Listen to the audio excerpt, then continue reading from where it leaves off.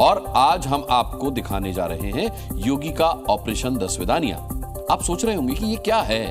दरअसल दसवेदानिया का मतलब होता है अलविदा, और अपराधी जब भी या तो यूपी से अलविदा करेंगे या फिर अपराध से तौबा करेंगे, क्योंकि यूपी को क्राइम फ्री करने के लिए योगी फोर्स ताबड़तोड़ एनकाउंटर कर रही है। एक दिन में रिकॉर्ड एनकाउंटर किए गए हैं, जिसमें लंगड़े, घायल और पकड़े गए अपराधियों को अब अपराध से गुड बाय करना ही होगा, दसवेदानिया करना ही होगा।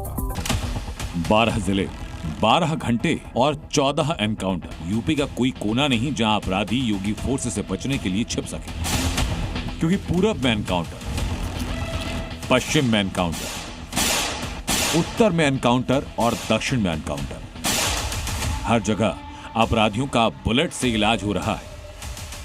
वन डिस्ट्रिक्ट वन माफिया आपने पैदा किया था, आज माफिया नहीं है, दूर की कौड़ी हो चुकी है।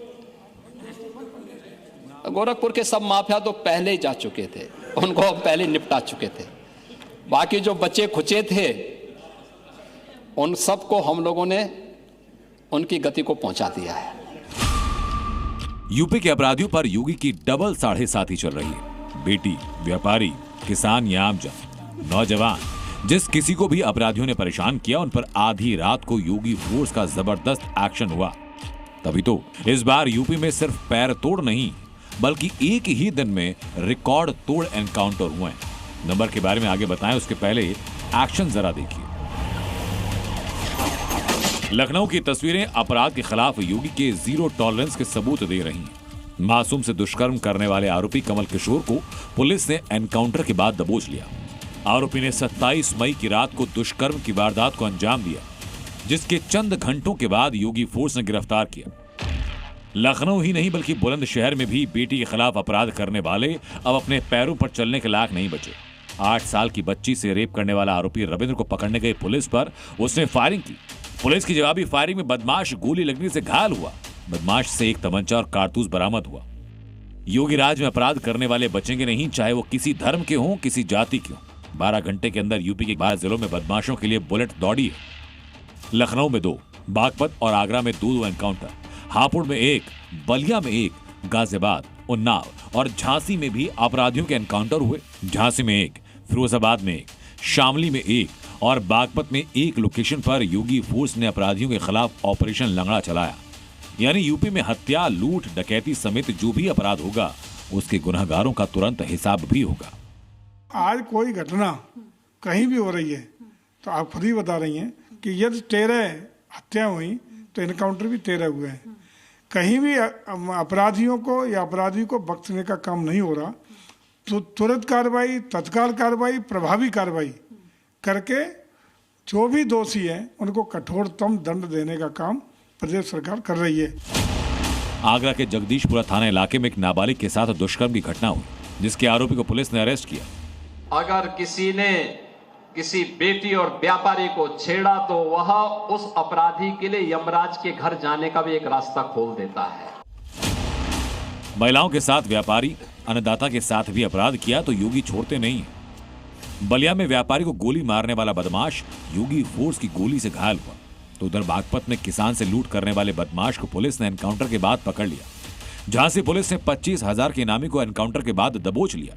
आरोपी भूपेंद्र से बाइक, तमंचा और कारतूस जब्त किया गया। फिरोजाबाद में जमीन विवाद में 2 हत्या करने वाले आरोपी विपिन यादव और मनीष यादव भी सलाखों में भेजे गए। 20,000 के इनामी बदमाश से हथियार बरामद हुए। योगी फोर्स की एनकाउंटर पॉलिसी जनता के बीच हिट है, लेकिन ताबड़तोड़ एनकाउंटर की जरूरत क्यों पड़ी? क्योंकि यूपी में 24 घंटे में 13 हत्याएं हुई, जिस पर अखिलेश यादव ने सरकार को घेरते हुए आरोप लगाया कि बीजेपी राज में यूपी हत्यारों के हत्थे चढ़ गया। लेकिन अखिलेश ने अपराधियों के एनकाउंटर पर एक शब्द नहीं कहा।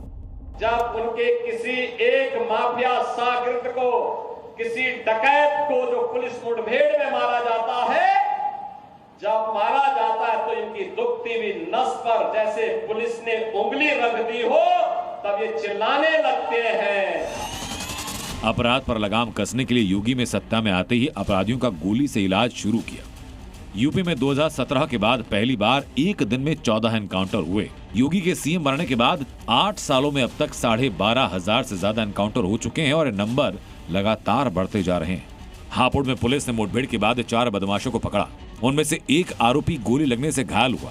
बागपत में हुए एनकाउंटर के बाद योगी फोर्स ने 2 शातिर लुटेरों को अरेस्ट किया। बदमाशों के कब्जे से लूटी एक चेन और मोबाइल और 2 तमंचे बरामद हुए। शामली में 25,000 के इनामी गौ तस्कर पुलिस के हत्थे चढ़े।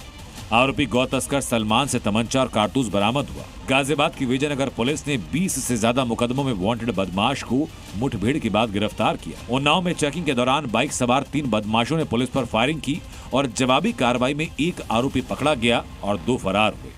लेकिन यूपी में योगी फोर्स की बुलेट से अपराधियों में खौफ है। उन्हें पता है कि अपराध करेंगे तो आज नहीं तो कल पकड़े जाएंगे, वरना एनकाउंटर में मारे जाएंगे। लेकिन कुछ अपराधी ये भूलने की गलती कर बैठते हैं।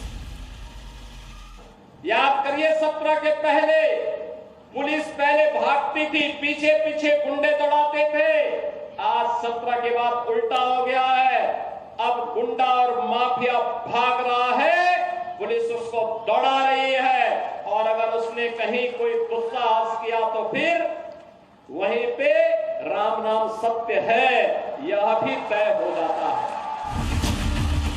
अपराध और अपराधियों का राम नाम सत्य करने के लिए योगी फोर्स ताबड़तोड़ एक्शन ले रही है। एक दिन में 14 एनकाउंटर से सबसे ज्यादा पश्चिमी उत्तर प्रदेश में हुए। मतलब ये योगी का सीधा मैसेज है कि अपराधी जहां भी छिपा होगा, ढूंढ ढूंढ कर हिसाब। लखनऊ से प्रीति श्रीवास्तव के साथ ब्यूरो रिपोर्ट, जी मीडिया।